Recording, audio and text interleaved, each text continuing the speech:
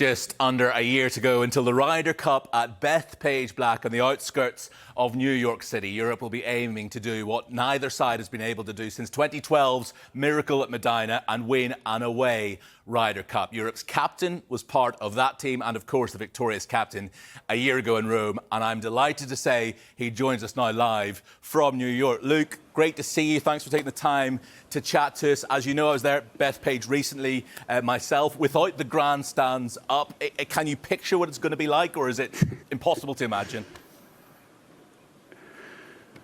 No, I have a pretty good idea. It's going to be big. It's going to be loud. It's kind of what we're going to expect. A lot of energy. You know, that's what New York brings. And yeah, it's going to be a tough environment. But I think it's my job to get the team ready for that.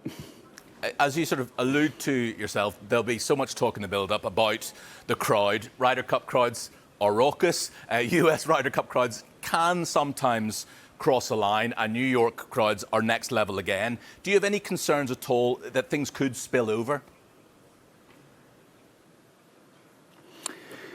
I mean, there's always concerns. I think every Ryder Cup we go to, there's one or two guys that or fans that might cross the line. You know, I've been assured by the PGA of America they'll have guidelines in place to deal with that. We want to keep it very spirited, in line with the game of golf.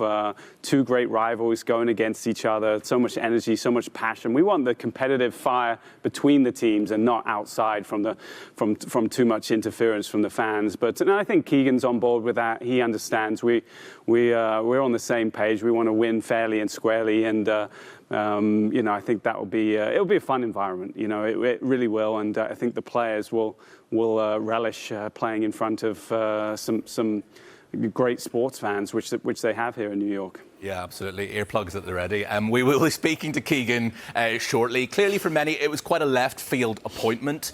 And whereas they have an entirely new captain and a new backroom team, Europe have a settled team who've been there, seen it, done it, got the T-shirt. Do you think that gives you a slight head start?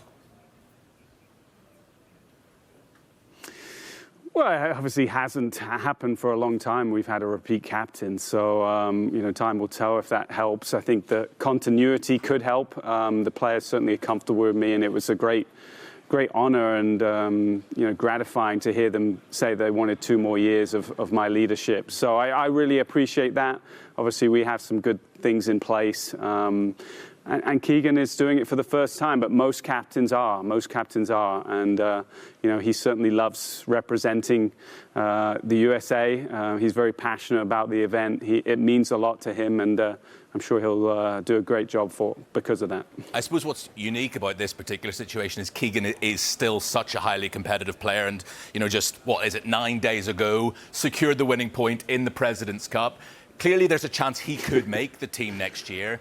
Knowing what you now know about the captaincy, do you think it's possible in this day and age to be a playing captain in a Ryder Cup? Yeah, Keegan just mentioned this, that he's not going to think about it too much, and it is a way off, and this is uncharted territory. We haven't had a playing captain since 1963, Arnold Palmer, and I think the Ryder Cup was a little bit more one-sided back then when it was just GB and I versus the US. Obviously now it is. I've been through this role. I've been through the captain's role. It's a lot. It's a lot of commitments. It's hard to juggle both playing and being a captain, but you know, Keegan will understand, and he'll see in the next 6 to 9 months where he stands and whether that's a possibility or not. And if it is a chance that he makes that team, then he's going to have to make a few adjustments and obviously delegate some of that responsibility to somebody else. But you know, again, that's a long way away from now. Looking at the European team, then. Fantastic win for Tyrrell at the weekend at St Andrews. Obviously, hugely important to Europe's chances that the likes of Tyrrell, John Ram are both in your team next year. They have a lot fewer events, the majors and a handful of DP World Tour events, to try and qualify automatically. It would help you out if they did make the team automatically without needing a pick, wouldn't it? I mean, likely, yeah. They're obviously very strong players, and they continue to play some great golf. We obviously keep track of all the stats on all the tours of all the players and understand, you know, how well or not they are playing. So again, we're a long way off from that. But if they continue to on this form and win events like they have been, then there's a good chance that they could make it automatically. But we'll have to time will tell, certainly.